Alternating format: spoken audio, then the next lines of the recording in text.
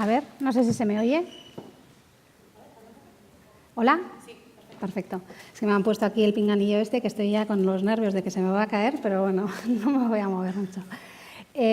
A ver, yo en principio no tengo presentación, mi participación ha sido una cosa de ultimísima hora, pero bueno, como me han dicho que es la última moda, perfecto. La idea también es contaros un poco la experiencia, mi experiencia personal en la I+D en el ámbito empresarial y sobre todo también en el sector en el que Dinakin se mueve.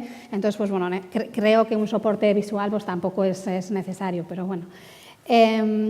La idea, como os decía, es contaros un poco esta experiencia y por poneros un poco en contexto, Dinakin es una pyme que se crea hace 13 años por dos doctoras de la Universidad del País Vasco, Mónica Rodríguez y yo misma, y en principio dos recién licenciadas, ser capaces de montar una empresa pues fue también pues debido al entorno que nos encontramos, un entorno muy favorable y una apuesta del Gobierno vasco por apoyar un nuevo sector, que es este sector de las biociencias, que hace 15 años era prácticamente inexistente, pero que consideraban y tenían el firme convencimiento que realmente todo lo que salga de los avances de este nuevo sector pues va a ser la revolución del siglo XXI, no solo en bienestar social y en calidad de vida para la sociedad, pero sino también como una fuente pues, de crecimiento económico, ¿no? Entonces, nosotros nos encontramos con esa tesitura también en el que había ayudas a la creación de empresa, ayudas a la I+D, y nos lanzamos, porque también teníamos nosotras mismas el firme convencimiento de que el conocimiento que habíamos ido adquiriendo durante los años de licenciatura y sobre todo de tesis doctoral tenían una traslación directa tanto a la práctica clínica diaria para mejorar fármacos, el manejo de los fármacos de especial control médico, que en principio ahora se da pues, a todos cafés, es decir, que no se hace una individualización posológica, pero algunos sí que se deberían individualizar en función de las características genéticas y demás de los pacientes, pero luego también veíamos que todo lo que habíamos aprendido, que está basado en la modelización en la biomedicina, estaba también enfocado y podía dar soporte a la industria farmacéutica para desarrollar fármacos pues, más personalizados con en un menor tiempo, ¿no? Que así pues, consiguen sacar al mercado los fármacos pues, más rápido y con un consiguiente ahorro económico. Entonces, bueno, en esas estábamos. Entonces, ahora, después de 15 años, realmente se ve que la apuesta del Gobierno vasco pues, ha tenido sus frutos, porque realmente ya estamos 70 empresas que nos dedicamos a las biociencias, que nos dedicamos a dar soporte pues, a industrias como medicina, farmacia, alimentación, medio ambiente, y realmente nosotros...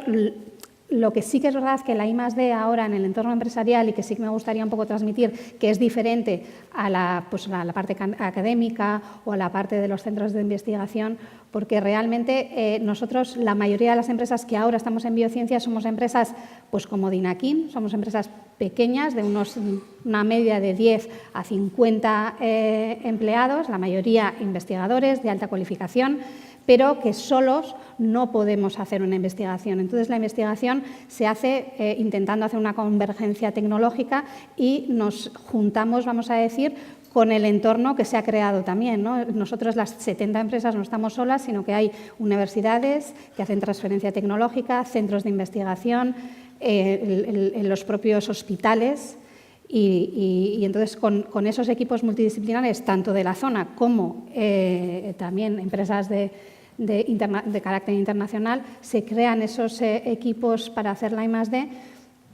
Y es muy interesante porque realmente no solo aprendes de la disciplina en la que te has formado, ¿no? Sino que al final se crean equipos multidisciplinares con un objetivo común, que luego al final pues hay que tener también al principio muchas consideraciones desde un punto de vista de patentabilidad. Los objetivos en principio no son iguales si entra una universidad y si entra una empresa. La empresa siempre tiene en cuenta el retorno a la inversión, entonces muchas veces queremos cortar a veces antes un desarrollo que vemos que realmente o el mercado no está en condiciones de aceptarlo en el momento, y en cambio la universidad, pues como vamos a decir, sus objetivos son más publicaciones y demás, pues hay veces que suele haber pues a veces fricciones en ese sentido. Pero yo creo que también planteando las cosas desde el principio mejor. Yo creo que eso también hemos ido aprendiendo en estos 15 años, ¿no? O sea, las empresas y los centros tecnológicos, las universidades y tanto los sistemas sanitarios a intentar pues, aunar un poco los diferentes objetivos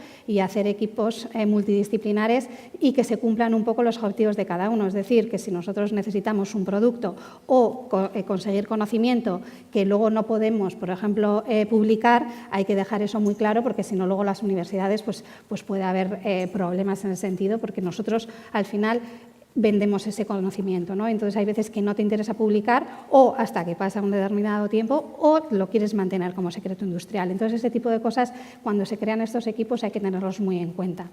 Otra de las cosas que también me gustaría comentar es que las empresas que estamos ahora en este sector de las biociencias somos empresas, la mayoría bastante jóvenes, y somos empresas que tenemos, no solo DINAKIN, pues una flexibilidad que les podemos dar a los investigadores. Es decir, que nosotros sabemos que muchos investigadores que vamos a tener que atraer y que ya tienen un determinado pues, grado de conocimiento, expertise y demás, necesitan otro tipo de cosas que igual en un principio pues, no te exigen, ¿no? Pero es la flexibilidad horaria, la flexibilidad de trabajar pues, esos objetivos. Si es una semana, pues no tienes por qué ir a la empresa, pues no tienes por qué ir. Realmente nosotros ahora el 50% de las personas no trabajan a diario en la empresa, trabajan desde su casa. Sí que es verdad que nosotros tenemos un laboratorio de bioanálisis en el que realmente, pues hombre, tienes que ir el 80% del tiempo a trabajar, excepto cuando tienes que hacer algún final report o algún documento, pero si no, sí que hay una flexibilidad que igual en otros entornos pues no lo es tanto, ¿no? Porque nosotros entendemos que al final trabajamos con unos objetivos y me da igual que si a las 4 tienes que ir a buscar a los niños y luego a la tarde pues lo vas a hacer, ¿no? Entonces, eso yo creo que somos unas empresas que en eso pues tenemos otra forma de ver y de ver la investigación y no es fichar y llegar a las 8 y irte a las 5, sino llegar a cumplir unos objetivos en el periodo que se dice, ¿no? También es verdad que la empresa tiene otras ventajas. O sea, igual es verdad que si quieres luego seguir una carrera universitaria, pues no tiene mucho sentido porque te vas a quedar para atrás en las publicaciones, pero tiene el sentido que si te gusta la empresa, el mundo empresarial, contactas, por lo menos en el caso de DINAKIN, nosotros estamos colaborando ahora con muchas empresas internacionales y los investigadores están en continuo contacto con empresas y con diferentes proyectos, ¿no? Porque nosotros tenemos proyectos de investigación propios y proyectos de investigación que son de empresa, o sea que en ese sentido también actuamos como investigación por contrato, ¿no? Ahí perdemos un poco los derechos de explotación de esos resultados porque realmente es una investigación que nos pagan, pero también te permite el poder ver un mundo más allá, ¿no? Y si luego pues, te gusta otro tipo de empresa, ya sea la empresa farmacéutica, empresas de medical device o empresas del genérico, puedas pues, también optar en una segunda etapa a moverte en ese ámbito, ¿no? También otra cosa que sí que me gustaría comentar, que nosotros como vendemos conocimiento, la gente que está en DINAKIN y me consta en empresas del sector, valoramos muy mucho la formación de nuestros investigadores, porque al final es lo que vendemos al cliente. Al cliente lo primero que te pide, en el caso de la industria farmacéutica, es quién me va a hacer el proyecto, porque claro, a nosotros nos dan muchísimos datos que al final les ha costado generarlos varios millones de euros, porque son investigaciones clínicas, de productos, en ensayos clínicos, te los dan para que tú hagas un modelo, una simulación o lo que necesiten en ese momento, entonces necesitan estar convencidos que las personas que van a manejar esos datos para darles pues el diseño del ensayo clínico posterior para que sea pues, con más probabilidad de éxito, tengan un determinado expertise, ¿no? Entonces, nosotros consideramos que la formación es importantísima y la gente que está en DINAKIN, por ejemplo, ahora en los últimos 2 años hemos mandado a 2 personas que llevan 1 año cada una en un departamento de una universidad que está pues, implementando nuevos modelos de biosimulación en medicina y que nos parecía muy interesante tener esa tecnología in-house y hacer esa transferencia, pero claro, son cosas muy complejas que no haces en un workshop, ¿no? Entonces sí que nosotros, y gracias también a Vizcaya Talent y a este tipo de ayudas a formación a investigadores, hemos sido capaces y necesitamos, porque realmente necesitamos ese retorno luego que la gente vuelva, implemente esas nuevas tecnologías o disciplinas para tenerlos nosotros en casa y poderlas ofrecer luego también como servicios de alto valor añadido, ¿no?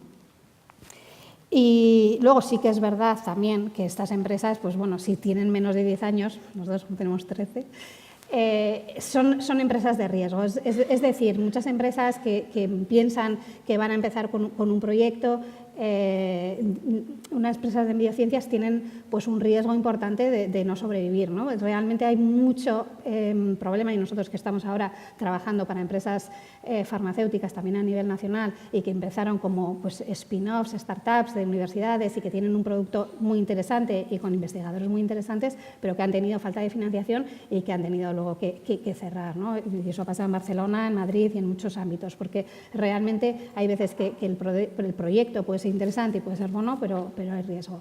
Pero luego también las empresas que estamos en estas situaciones también solemos ofrecer a la persona que apuesta por ti, ¿no? Vamos a decir, y que quiere juntarse y entrar en el proyecto cuando son etapas de riesgo, normalmente también se les facilita pues, bueno, un porcentaje de las acciones o lo que fuere, ¿no? Entonces, bueno, sí que hay diferentes modalidades para apostar, yo creo, por la empresa. En principio, la gente que ha pasado de la universidad a Dinakin, y me consta que también en otras empresas del sector han estado muy contentos. Sí que es verdad que es otro tipo de trabajo, que tiene ventajas y desventajas, igual es más riesgo, pero bueno, también es un aliciente de ir creando una cosa pues, nueva y empezar con una empresa desde casi las etapas iniciales, ¿no? Entonces, bueno, yo era un poco lo que quería contar, no sé si me he alargado o no me he alargado, pero...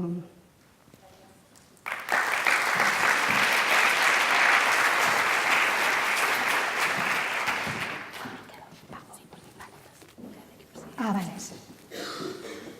Gracias, Nerea. ¿Tenéis alguna pregunta para Nerea?